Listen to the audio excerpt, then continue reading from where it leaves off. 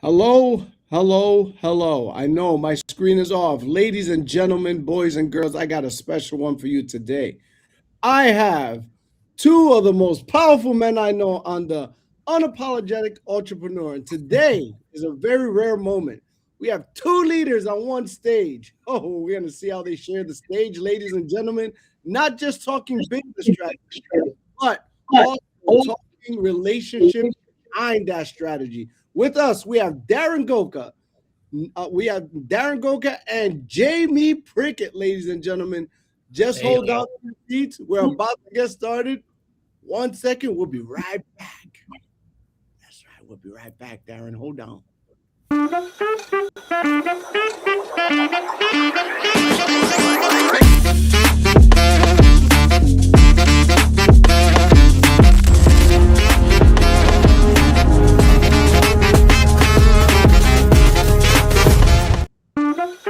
These guys cannot wait to get started. Once again, we got national executive partner, Mr. Darren Golka, and founder of Experior Financial Group and co-CEO of AOG with us today.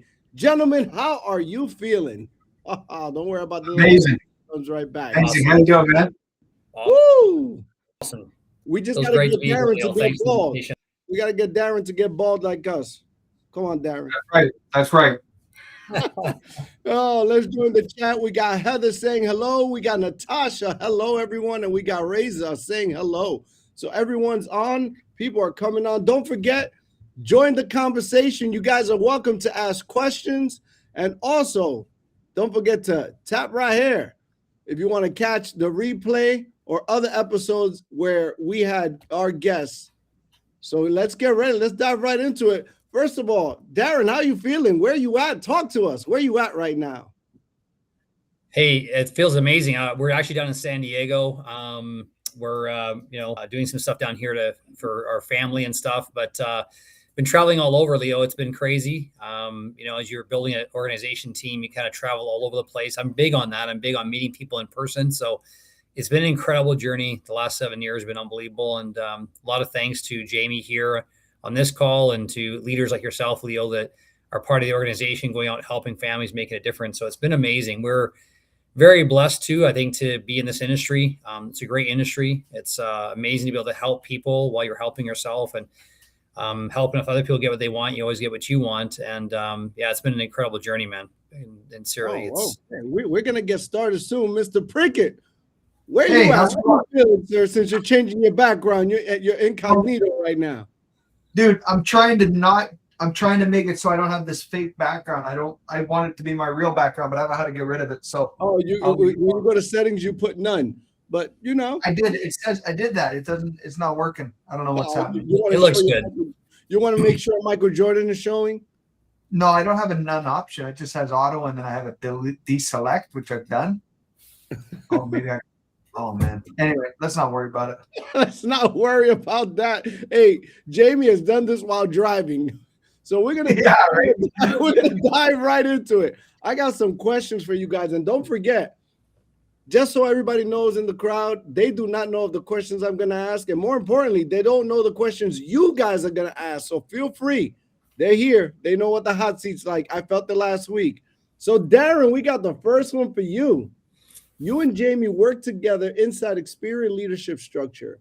What's one early on that what is one moment early on that made you realize this partnership could actually move the industry, not just the company? Oh, that's an easy one. Well, when I first found Jamie, we were looking at the industry and thinking, there's got to be a better way to do this. You know, we were part of another organization, a builder model, the W company, and we were part of that company. And we thought, you know, when we left there, we were told we were crazy nuts. You're never going to come back and do this again. You left the best opportunity on the planet. I met Jamie in March of 2018. We sat in their office and we were comparing some numbers and different competitor numbers and stuff, what was going on in the industry. And I said, well, Jamie, if you're going to be competitive, you got to do this, this, this. And you got to change these numbers over here. And he goes, great, done. Let's make that happen. And we'll change that in the next couple of weeks. And I was like, what? You just like that quickly, once you knew the numbers, you'd make that change. And I said, I asked one more question that was very critical for me. I said, are you going to go to the US? And he goes, absolutely.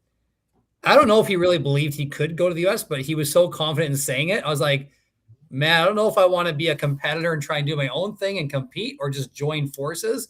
But his confidence, I think, was the biggest thing for me. I really felt like he meant what he said. And what's so crazy right now is 11 years later from 2014, now 12 years later, the model they had envisioned back then that we bought into, Leo, is the model that I believe is dominating the industry today. So it's pretty exciting, man. All right. Look, so see, I was taught that money and achievement follows speed. So I guess Jamie loves speed. He just right away gets things done. Okay, I guess that's another confirmation. We got one for you now, Jamie. When you stepped into co-CEO role of AOG, right, and shifted from operational CEO at Experior, how did that change your identity, not just your title? Have you changed? Yeah, it has a little bit, but not a whole lot. The one thing, and I talked with Monty Holm quite a bit about this. He mentioned it to me again yesterday. He says, you know what, Jamie? He goes, we've got to be statesmen for the company. You know, our goal is to be IPO ready by 2028. And, you know, we got to be cautious on what we say. And, you got to be careful with competitors and stuff like that. And I've usually just had not much of a filter. And he goes, but you know what? He goes, a lot of people really like the fact that Monty is very poised, very collected in his thoughts and very articulate. And you just, you know, you're not going to hear anything that's going to make you go, I can't believe you said it. But I'm more of like the fighter, the bull, like go, go, go. And I feel like our personalities really work well together. But what has changed for me personally is I recognize that everybody thinks that their business, their baby is the best, right? And it even goes as far as like other companies think that they're the best. And at Experior, we all believe that we're the best. And what I've understood now is that whatever is best for you is probably best, right? Now, I believe in math, okay? The only subject I was any good at in high school was math.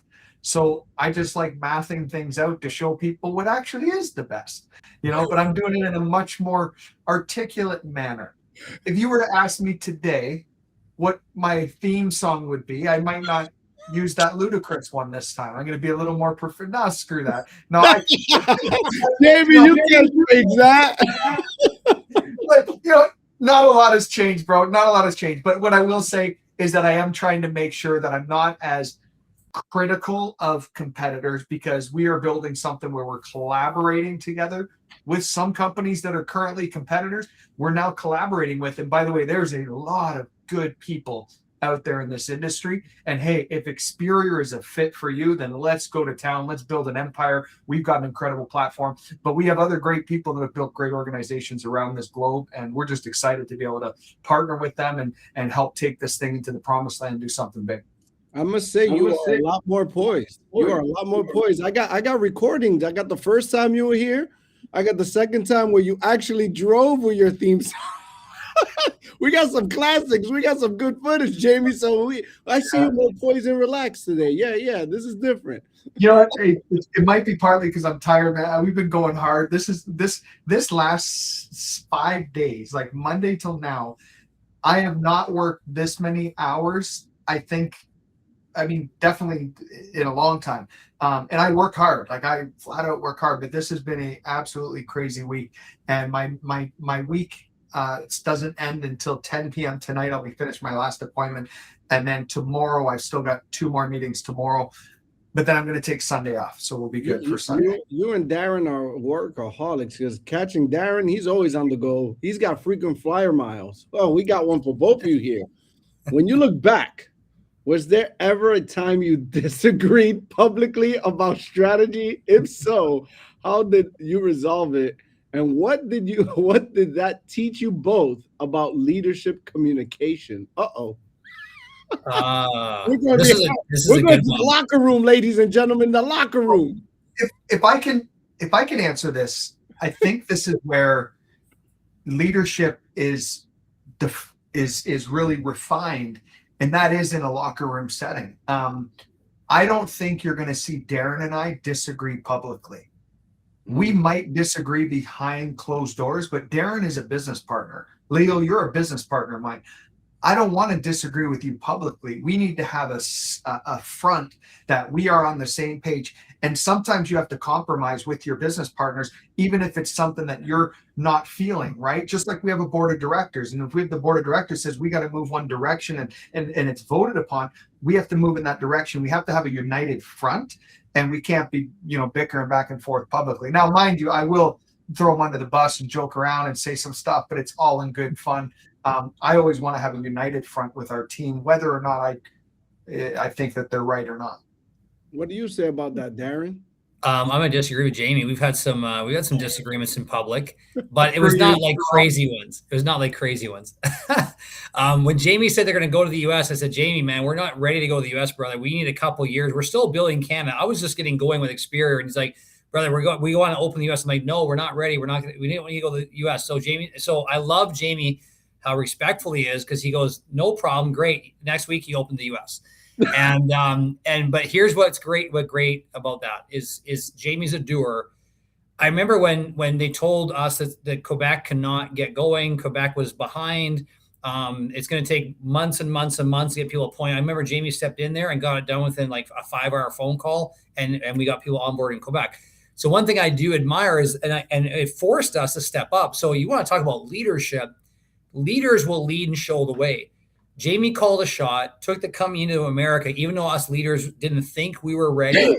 But guess what we all did? We responded, Leo. And that's, I think, a cool thing about the speed at which Jamie and Lan have built Experior. Not a lot of people are willing to take risks and put themselves out there as they were. Now, it could have backfired, but guess what? It turned into one of the best decisions ever for the company. So I'm always careful now to question some of Jamie's decisions, because he's made some great ones, but there's lots behind the scenes that we do discuss. And we have an executive leadership council that discusses those things and make sure we go to the team that it's something we've all kind of agreed on. So it's been a great process that way. Darren, I would agree with you there, except you weren't public about it. It wasn't like you undermined me, even though I made it. True. You know what I mean? So that's what I think the question was. I think publicly you were still like maybe going, yeah, we're going to the US. I was nervous. Yeah, I was nervous. But I don't think you in one. What a great decision. You didn't undermine me, just to my face. No, that's true. No, that's true. Publicly, in terms of like our internal leadership group, we had the discussion, but not publicly. Yeah. That's in the locker room. The locker room. Yes, correct. All right. We got one for Jamie, and then I'm going to get right to the audience. They're starting to light up. The alliance, Jamie, the alliance position the combined organization for IPO readiness within 3 years, right? AOG. That's a massive goal. What's been the hardest internal conversation you've had around this path? Well, from the moment Monty laid it out to me, and when I got all the facts and figures, and when I met with one of the owners of Mercado Partners, I met with one of the founders of Overstock.com, who is already an investor in it, and I heard these guys speak. Spent a lot of time with them. I was just on a call yesterday with the founder of Mercado Partners as well, actually, and this morning.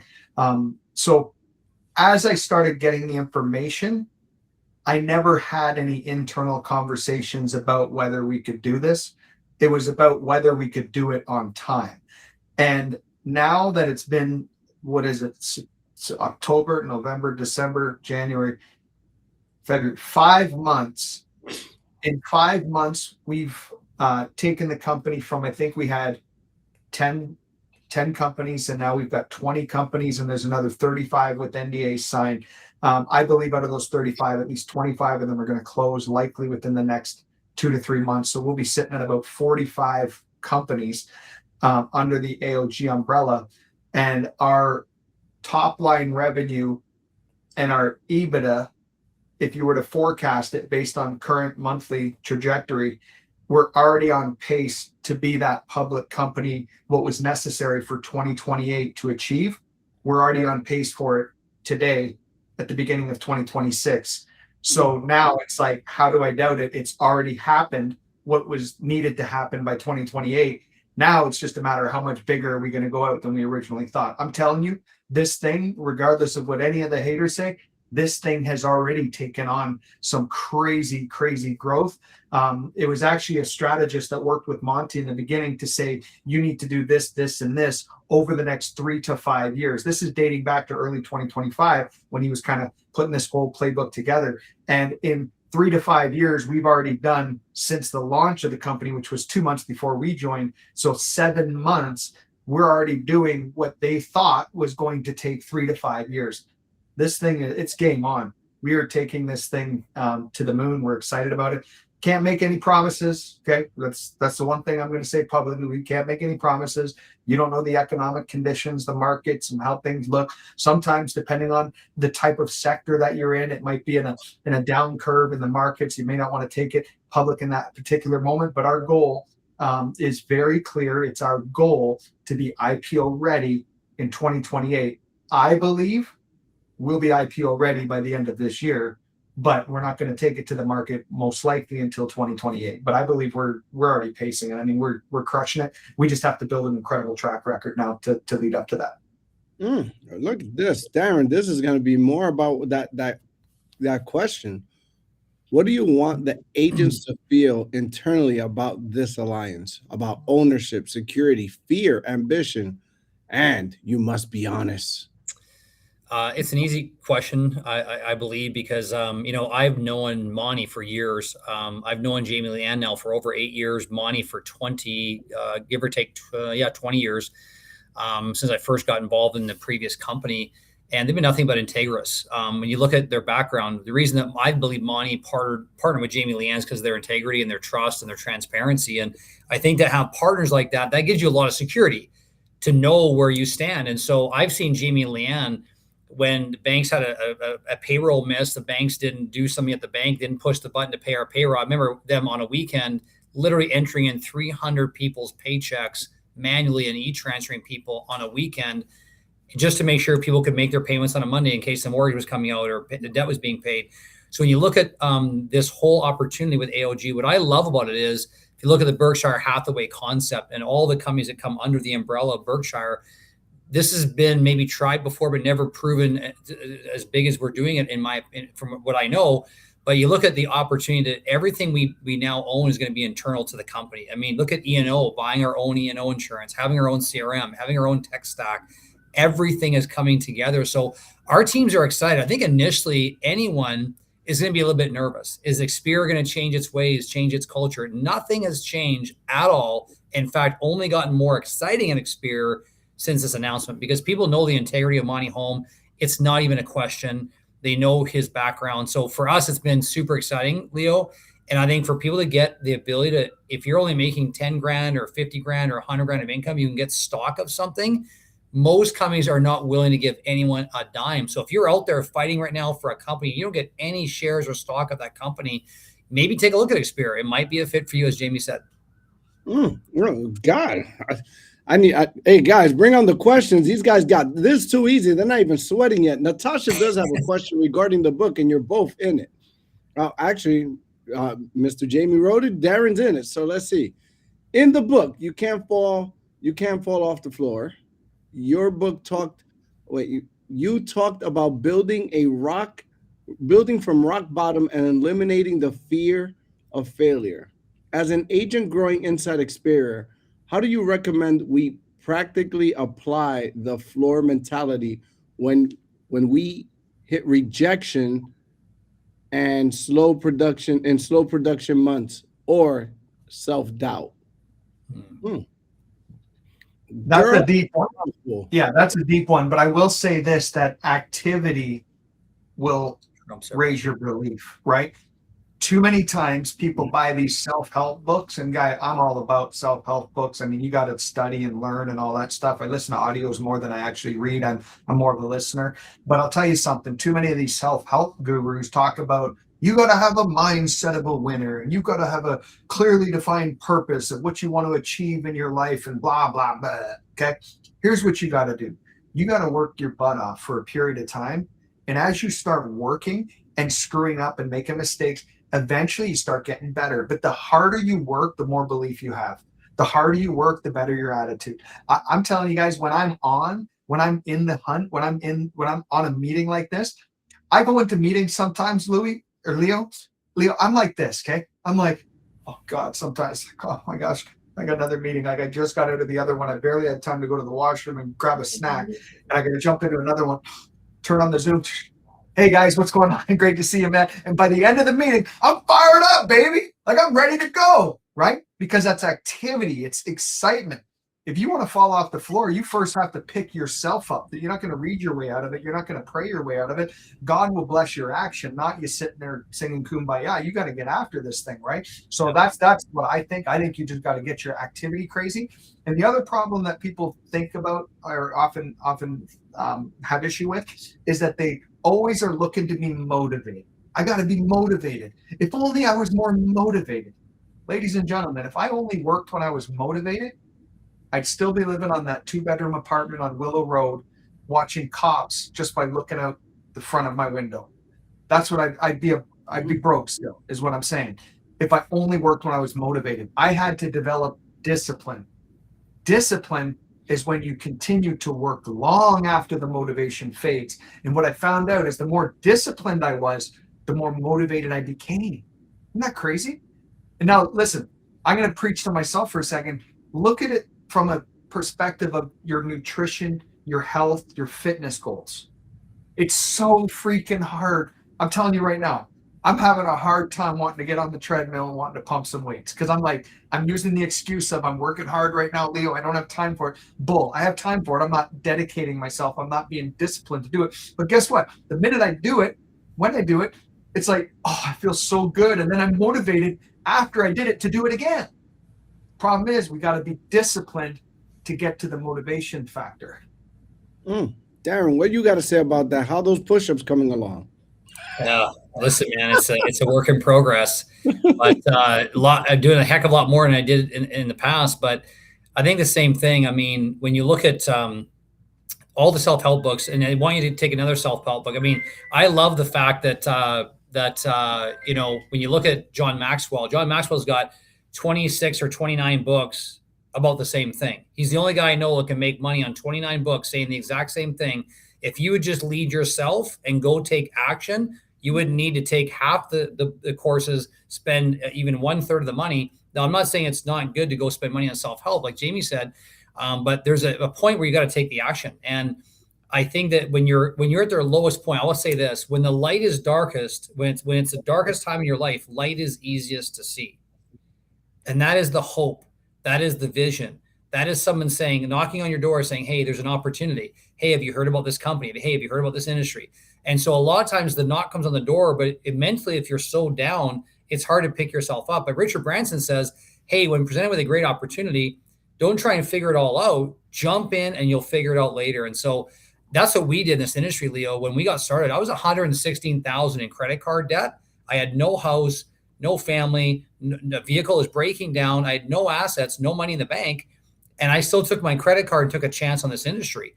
And it's those kinds of decisions that when you're at their lowest point that can sometimes take you to the highest point. And, you got to fight your way through it. And I can tell you, man, I was sweating. You talked about sweating on this podcast. I was sweating lying in bed, thinking about going to the office, making calls, talking to people. And I said, you know what? That's going to be so hard to do. But what, as Azelfi Taylor has told us recently, choose your hard. It's hard to be broke, but it's also hard to build a business. Choose your hard. Staying at home and doing nothing versus taking a chance and maybe achieving everything. Take the chance. Both are going to be hard, but choose your hard. And so I chose this industry and I went to work. And like Jamie said, I was scared to death, man, so many times, scared of my own shadow sometimes, scared of calling people. But what I found was when you ran the numbers by taking action, you started to win. And those wins built more confidence. And as you got more confident, you made more calls. So it's terrible that I have to tell people this, but it sucks because you kind of got to go through all this rejection until you finally see some success. But most people quit during that rejection. They think it's either you fail or you win. I would change the narrative. Success is here. You are here. Failure's in the middle. You got to go through the failure to see success. You don't just fail or succeed and then you walk out. You got to go through the failure. Failure is the fertilizer of champions. Oh, man. Oh, that's a quotable. Failure's the... I already got that patent that you can't use it. Oh, don't worry. I will. I never heard that one before.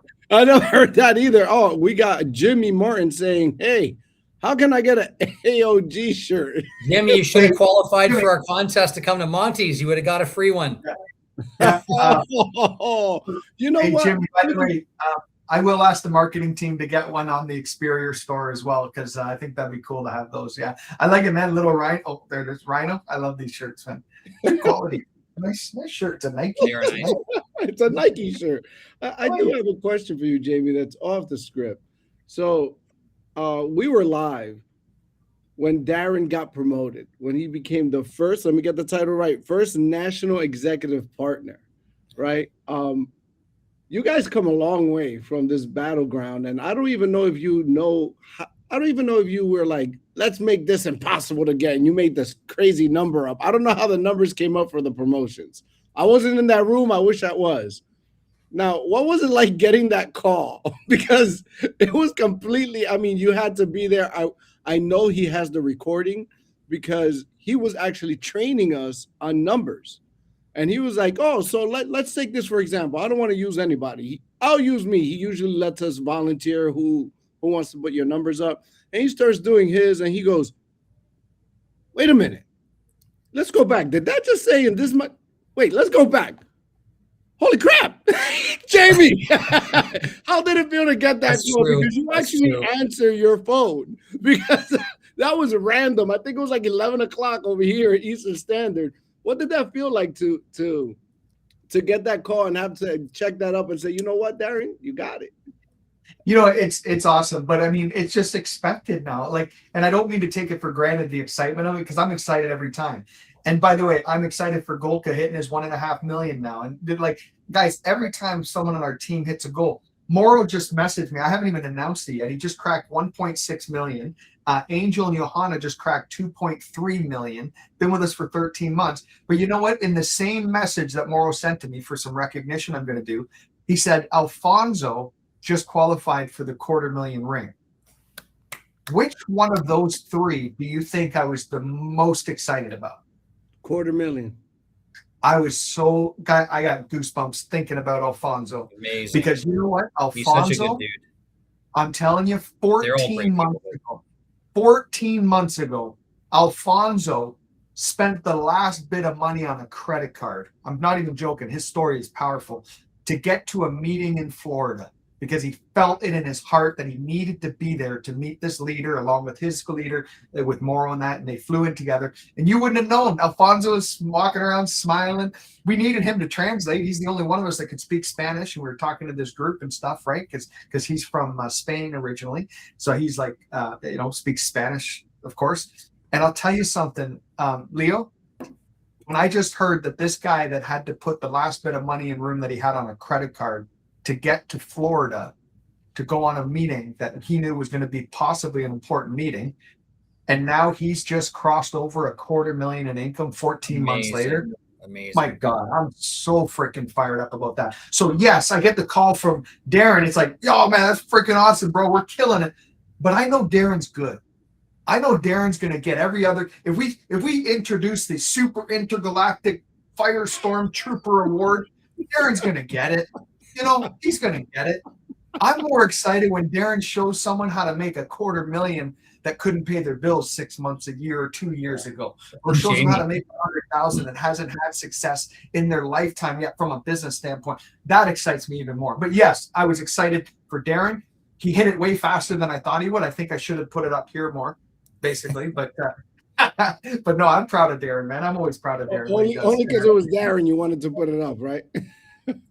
No, man. Keep fighting for it, you know. And Jamie, you're right. I mean, we got people in our team that just crossed the first 100 grand and never got that in their previous companies ever. And that to me, like Leo, that's why my wife Stephanie and I built this business. We built this business to go build it for others as well. And of course, we get the benefit of helping others. But I think that's the big thing I've learned about leadership is by helping way more people, other people win and succeed. You're always going to win and succeed as a result. And I think we got, you know, just an incredible group of people. And what I love also about Experior is that our whole leadership team is really on the same page. We don't have different divisions and teams and colors and all this. It's all one group, one team. And I think that's what's really kept us strong as a company, even though we're almost 20,000 agents. You're absolutely right. You got someone here saying you need to hire someone to announce ring earners going forward. You will be occupied all day to make videos. It's become an underpaid part-time job. I'm telling you, it's crazy. Jamie, you gotta get your AI. You gotta get your AI bot doing it or something. You gotta do something. It's crazy. I know, it is. We had 12 rings in one day, Jamie, that one day. Well, dude, we had 9 rings one day. The next payroll, 2 business days later, we had another 12 rings. That's 21 rings in like 2 business days. And then it's another 8, and then it's 6, and then it's 10. And and we pay 4 times a week, right? Like twice in Canada and twice in the US. It's like, it's going bonkers, man. And I tell you what, I spent 10 years with my first company and they had a ring thing too, right? Guess how many people I promoted to the ring after 10 years there? Carry the 1, 0. Now we got days where we're recruiting more, where we got more than 10 people in a single day crossing the ring. I mean, now the difference with us and maybe some other companies is we're just not as loud about it. You know, I know some companies that every time someone makes $4, they post it online, how amazing they are, right? We don't do that, number one, because the way that some companies are promoting that, hey, this person just made, you know, X amount of dollars in the last 12 months. They're asking for an FTC issue with that because you've got to be careful on how you promote stuff like that. If it's not the norm that everyone makes that kind of money, you got to be careful with that. So we're just a more compliant operation. So we're not going to have to brag about it publicly, but hey, it's happening. I mean, it's absolutely happening. We're excited. And the people that come in here and go to work do some great things. So here's a leadership question. Leadership at your level is lonely at times. Jamie, what's one thing about yourself in this journey that you have been forced to confront? You know what, Darren, think of that too, because I want you to answer that one as well. Yeah. 7 years ago, when we first were trying to get into the United States, and 5 years ago, we got our first licensed agent, 5 years ago this month. And it was part of Golka's hierarchy, actually. And 7 years ago, though, was when we started the venture. And I was speaking with a guy that runs a valuetainment channel, and the guy's a big leader and built a big agency in the US. And I remember talking with him on one of his monthly calls that he had for different business owners and stuff that you pay a monthly fee. And I remember having a conversation with him offline because I told him what we were doing with Experior and trying to go into the US. And I asked him for some advice on this monthly leadership call. And he's like, hey, Jamie, I'd like to take this offline. And we ended up having a conversation privately. And he told me a little bit about how they raised capital a few years prior and, you know, they had some different investors. And he said, Jamie, what we'd like to do is look at considering, you know, buying Experior, and we'll go into Canada. And then by default, you'll be in the US and you can operate under our umbrella kind of thing, right? But we could still be Experior and proud and everything else. And I knew the answer was no right off the bat in my mind, but it was still, I respected this guy. He's a great leader in the business. And I have a lot of respect for him. But I was like, damn, that's crazy. Like, I can't believe we're getting big that this guy is interested in us. And it made me feel kind of good, right? Like, hey, this guy, you know, made me feel good about what we built here. But then he says, Jamie, you know what happens? He goes, when you got millions in your bank account, he goes, you operate at a different level. And at the time, we might have had hundreds of thousands in our bank account, but not millions at the time. And I was like, huh, that's interesting, right? A lot of security comes with that, you know, and I started thinking in my head. But anyway, the answer was no, you know, with all due respect, not something that we were going to do, but appreciate you. And we never ended up doing any business together, right? Still have a lot of respect for him. I hang up the phone. I walk down the hall. I go into the washroom at our office. I looked at myself in the mirror and I started crying. As I looked at myself in the mirror, I started crying. And I was talking to myself inside of my head. And I said, Jamie, do you think you can do this without other leadership like this? Like someone that's been there, done that type of thing? Like, do you really think you have what it takes? I was asking myself this, and then I was talking to God, like, God, like, can I do this? Do I need this? Are we going to be able to get into the US, and are we going to be able to do this on our own? I know nothing about the US market. I have no contracts there. This guy's willing to take us under his wing and own us. By the way, fast forward, that guy ended up selling his company. But I was like, God, what do I do? And I'm like, no, you can do this, Jamie. And I looked at myself crying, still doubting myself. Later that night, I called my dad. I said, hey, Dad, you're not going to believe this. And I called him like all the, you're not going to believe this, Dad. I had this big guy worth millions wanted to buy us. And, you know, look at how great our company is. And we could become millions overnight and stuff. And I said, he goes, what are you going to do? I said, well, I'm not going to sell. I said, we're not willing to lose control. I mean, we promised everybody and we want to take this thing, you know, and stuff like that. I said, but I got to be honest. I'm just scared because like we've got all these things ahead of us. We don't know what's coming. And then my dad says, he goes, Jamie, he goes, I don't know anything about your business. And he doesn't. He goes, I don't know anything about your business, but I do know that there's a reason they want to buy you because they see what you can do. He goes, go do it and don't sell your company. He goes, for what it's worth, and my dad's just being humble, like for what it's worth, I don't know anything about your business. I'm just telling you, don't sell your company. And I was like, well, I'm not, Dad, and thank you for that. And it didn't really even mean a lot. Now, at the time, it was like, yeah, of course, I'm not going to sell it. But inside, it was almost like just like my dad, who has no business acumen as it pertains to the insurance industry. I mean, you know, he's obviously a very smart man, or is a very smart man, but he has no business acumen as it pertains to our industry. And he said that don't sell your company. And for me, that was probably the hardest thing I'd ever confronted in terms of doubting whether I could do it or not in that moment. And we were blowing and going and things were going well, but that's where I doubted it for a moment. And after that moment, I tell you, God is my witness, I haven't doubted for one single second. I knew that whatever I touch, if it doesn't turn to gold right now, it will eventually turn to gold. And I have that mindset that as long as I keep moving forward, I'm going to keep getting better. I'm not perfect. I'm going to screw up all the time. I do screw up all the time, but I'm going to keep moving forward. I'm going to keep getting better and nobody's going to stop me. And that's kind of the mindset that I have. And I think if you have that mindset and realize you're not going to be perfect, but you can keep moving forward. That's all we can do. And I'm excited and I'm very happy that I didn't doubt myself for too long and I sucked it up and I went whack, whack, slapped myself across the face. And by the next day I was back on the horn and doing my thing, you know? All right, Darren. Only at times. Yeah. I mean, you know, I was very blessed because in my first company, I had mentorship from multimillionaires and great leaders. And the harder part, I think, when coming to Xperi was, like Jamie and I got to know each other really well in the very beginning, just had a lot of trust and faith in each other. And he was doubting me for the first bit, what I really deliver, what I promised I would do. And then I just went to work. But I think the biggest thing, you know, there was times where I said, maybe I wish it would have been under Frank or Morrow because I would have had their leadership support as well. And maybe all my crazy thoughts and my fears and anxieties would have been, they said, hey man, stop thinking that way. You can do this. You know, one great thing I'm always grateful and thankful for is my previous leadership.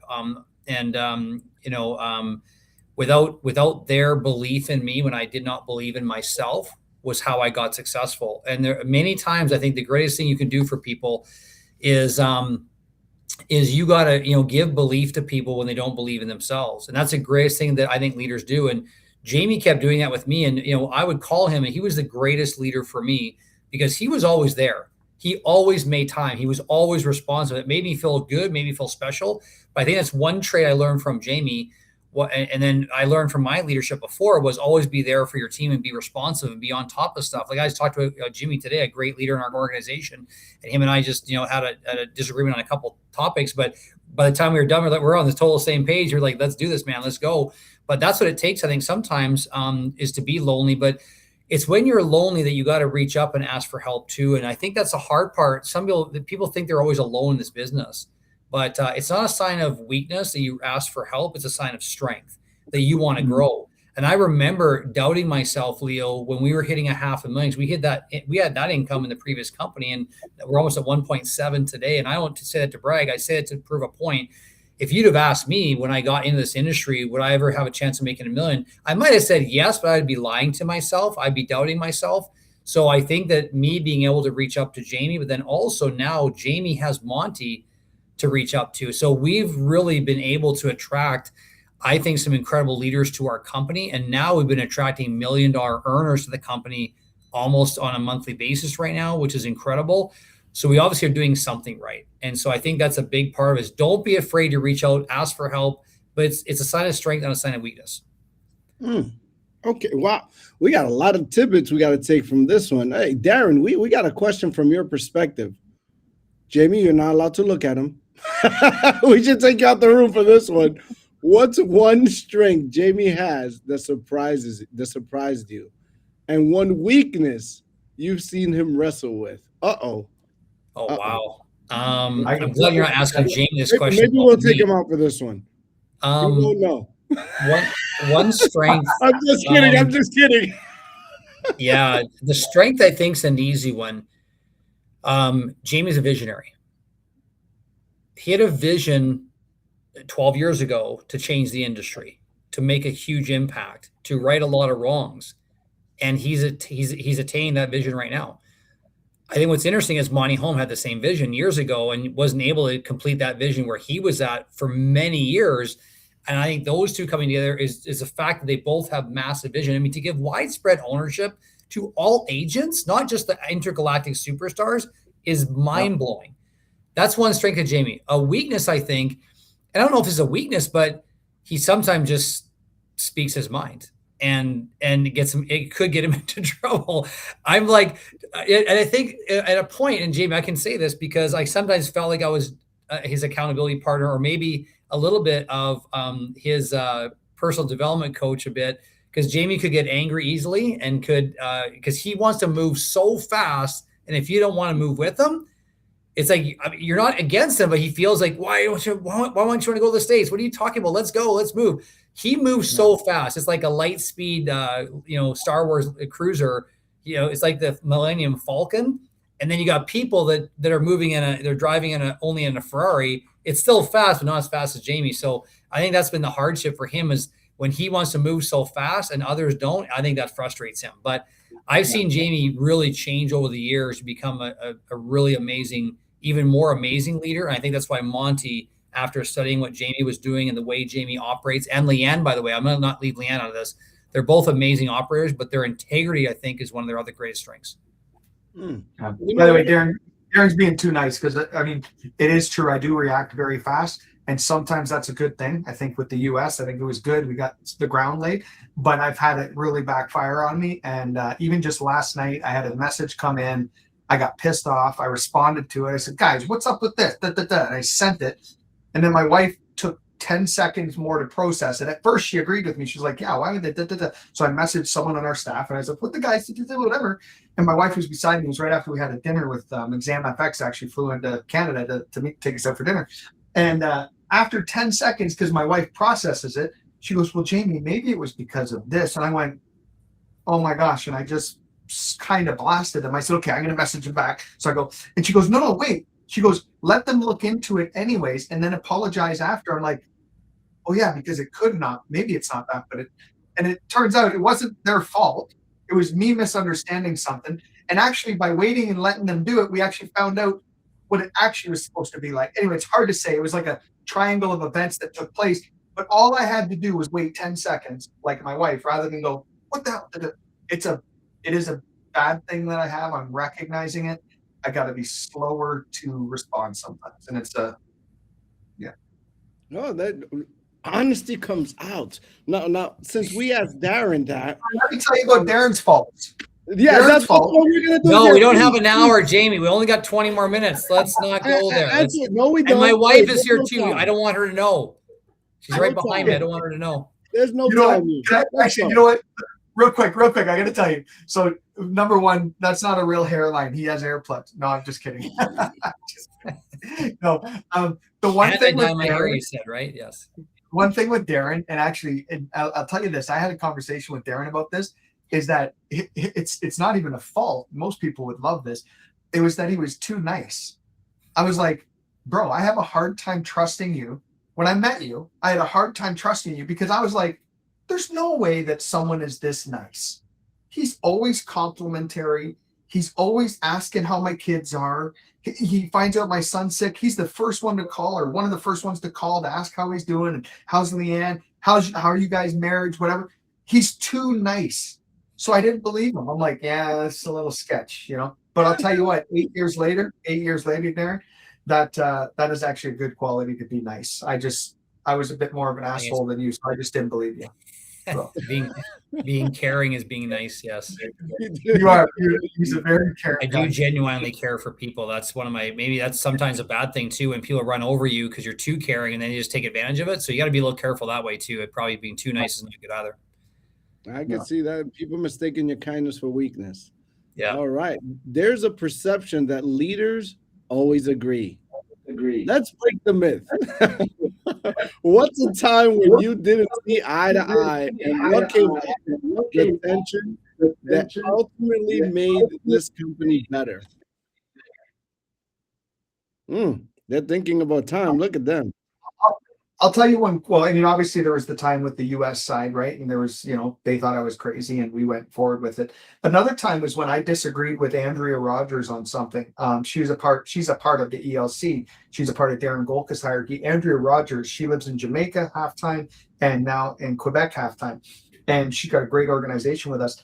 And she told me with our legacy plan, I don't know if you know this, Leo, but our legacy program, which pays out indefinitely, right? After you hit the gold standard. Well, the silver used to be the only one we had. We didn't even call it silver. We just called it the legacy plan. And it was just a 10-year buyout on the block of business, on your agency rather. 10-year buyout. Andrea Rogers brought up, she goes, Jamie, a legacy is longer than 10 years, you know. In so many ways. I'm like, come on. And she argued this point for several months on almost every ELC meeting. And I would shoot her down and go, Andrea, like, this doesn't make sense. And then finally I was like, okay, I'm just gonna let's listen to this. And we started strategizing around it and how we could do it. But Andrea was right and I was wrong. And we ended up going with the play and designing it so it made sense for the upline leadership that has the code. It's just one of the best things we ever did. And that was out of us absolutely disagreeing, me and Leanne both disagreeing with Andrea Rogers. And now it's probably one of the best things about our company is that legacy program. And it just got better because Andrea pushed on it. So that would definitely be one I would say. Darren, anything you remember? Again, I think because this company was always focused on growth and success and taking over the industry, as far as some disagreements, I mean, it's more so maybe things didn't happen as fast as I wanted. I mean, we wanted bonus pools a long time ago, and then couldn't come fast enough. Well, I think Jamie was trying to protect the company as well and not put too much, you know, out there. Somebody else is lower the volume. There's some background coming in. Maybe have to mute. Maybe Jamie has a mute on his side. So I don't know about, I think leaders always agree. That's not true. We have lots of leadership discussions where we don't agree on stuff. But I think at the end of the day, it's always what's best for the company always trumps everybody's independent individual needs. Like when I was part of other leadership councils and stuff before, and also be on the ELC leadership council with Experior, we don't always all agree because each one of us loves our own organization, wants our organization to thrive. So we want to push it this way or push it that way. But at the end of the day, I think good leadership is also about compromise. And, you know, I've made many mistakes as a leader and have to own up to that and have to make changes and get better. And I think that when it comes to agreements and decisions, you want to look at the good of the whole versus the good of the few, the good of the many versus the good of the few. I think that's one thing we've been great at. So I think that disagreeing is okay as long as you finally get to a point that it's going to be good for all. And Jamie, love your little girl there. She's adorable. Yeah, I know. This is typical. This is how we work. Sometimes we're on Zoom and everybody gets food. This is our baby. Phoenix is 5. Phoenix, yeah. All right. Well, thank you for that. Let me give you. This is one more question, and I'll close this out. I am going to make you both promise to come back. You get the eyebrow. Oh. If someone listening wants to build something that lasts, whether it's a team, a company, or a legacy, what's the single most underrated leadership lesson you've learned through this journey together? I'll start with that one. And I wouldn't say it's something that I've learned together, like with Darren per se. I mean, this is just something I've learned with everybody, is that people want to feel important, and they are important.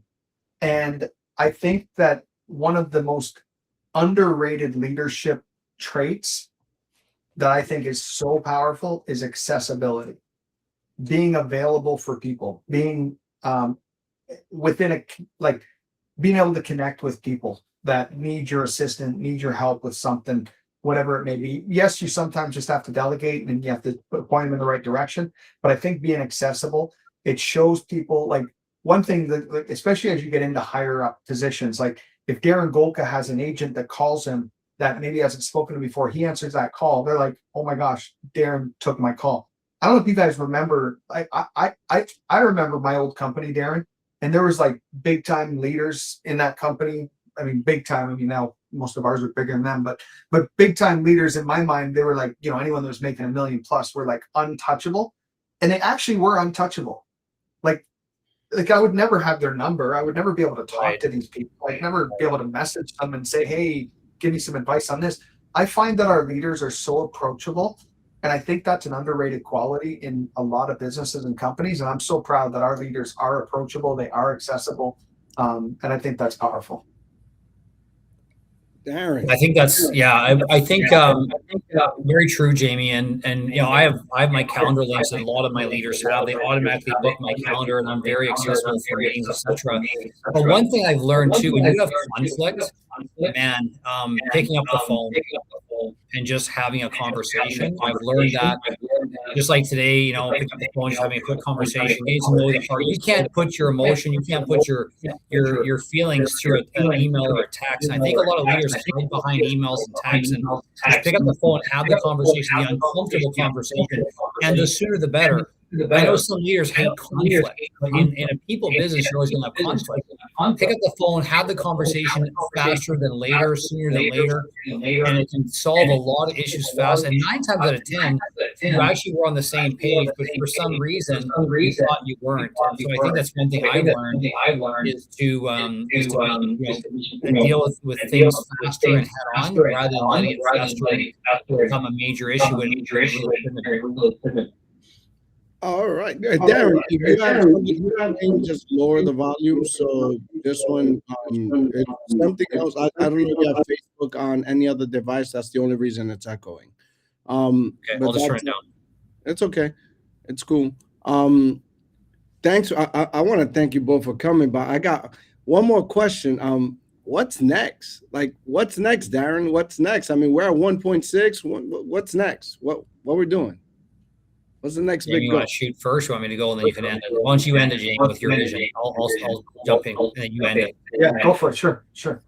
I mean, for us personally, it's how many leaders can we get to their goals this year? One of the goals is to have 100 direct agency owners, and then having over 100, having at least 20 people make $1 million a year in our organization, and having 500 executive directors, which we have well over a couple hundred already. But I think the biggest thing is just getting more, helping more and more agents attain their goals, their vision, their future. And I just love when I see, Hernan's crossed over 1,700 agents, and I see Anders over 1,000, who have Pinder over 1,200 or 1,400. We see leaders that never had 100 agents now have 100 agents, and people that never made a 6 figures, like Maria Zapata, they have to 6 figures, and Rory Seawald, 23 years old, becoming an executive director. He has 8 other executive directors in his business already, and he's now seeing the reaps and rewards of that work. And I just look at all these leaders, our newest, $1 million earners, and just crossing over and with them and amazing their leadership, their whole team, the team elite. But there's so many cool things happening that I never saw before in my previous company. So I'm like, I guess I'm just so thankful that we chose this company, but also that we did the hard work. And you listen, again, you have to work hard to build something great. To get to a high level, you got to work hard. So our vision, Leo, has been expanding all the time, because I never attained $1 million income, much less 1.6 or 1.7. That never happened before. But I think I had to push to expand our vision, but then also expand the vision of all the people that we work with. So the sky's the limit right now. Our goal is to take Experior to 100,000 agents, but I'd like to take it to 500,000, have 100,000 in our own organization. That means all of our leadership team is going to have a share of those 100,000 in the mothership of 500. So I think it's rare to think so big and bold, but because of Experior and the compensation, the model, the leadership we have, we can be bold now. And before it was more of a hope and a prayer. Now it's more of a when's it going to happen attitude. So we're pretty freaking excited. I got to be honest. All right. What you got, Jamie? What's next? So the short-term goal for Experior is this year crossing over 50,000 licensed agents. We're about to crack over 17, so we've got to triple that number by the end of the year. I believe we can do it. We've got so much crazy momentum going on. Obviously, taking this AOG into the public market is on my mind day in, day out. But those are probably my two biggest goals right now for the organization. I have other things like, inside of 10 years in the US market. I say 10 years from when we got licensed. So by 2031, or when we got our first licensed agent by 2031, I believe we'll have more people making 6 and 7 figures than any other company in history. And after only 10 years in the US market, I think that's entirely achievable, especially when we start seeing like 10, 15, 20 a week or more crossing over the 6 figures. It's going to be unbelievable. So that's where our head's at. I'm excited, and it never gets old, It's hard keeping up with the videos though. I got to be honest, those 6-figure videos, it's hard to keep up. But I might get an AI thing, but it means a lot to people and I want to continue to show the love. I'm just so proud of our team. This is a dream come true for us. I still remember our first person that made $1 million, our first person that made 100,000. Those are 2 moments that I'll never forget, and it never gets old. And I'm just excited to keep showing people how to change their life, and in the process, continue to prove the haters all wrong. Oh, sorry, that's a censored version of you. I'm so proud of you. Are you ready for the convention? I hear. Are you guys ready? I hear this is going to be one of the biggest ones. Are you guys ready? Yeah, dude. We got to get 5,000 people at that convention this April. That's. I want to get 5,000 people. I think we can do it. We got to continue to push.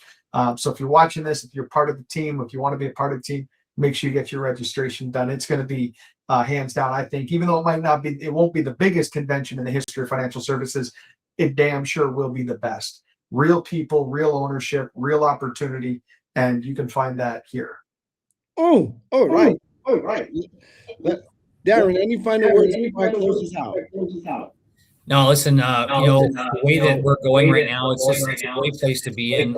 As a leader, I respect all the companies out there. There's so much room and opportunity. I work for an abundance mindset, and I think that people say, stop taking people, stop stealing our people. No one owns people. People have to make their own decision. But I love the fact that we built a platform where everyday ordinary people can win, and our compensation model is one of the best I've ever seen in the industry.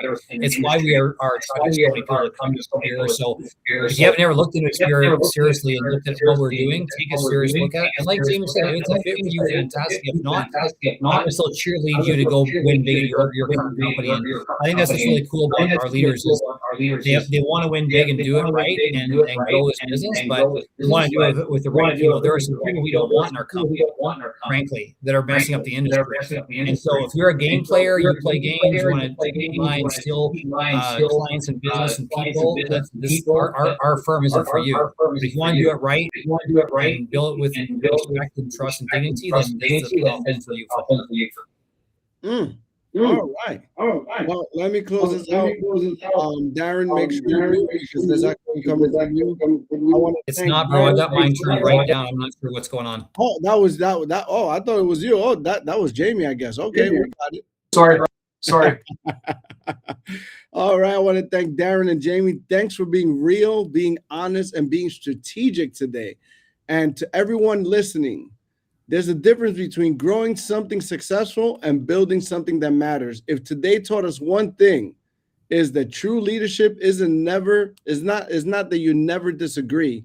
It's about how you navigate through these disagreements, how you preserve culture while scaling, and how to hold each other accountable, not just in numbers, but in the people you serve.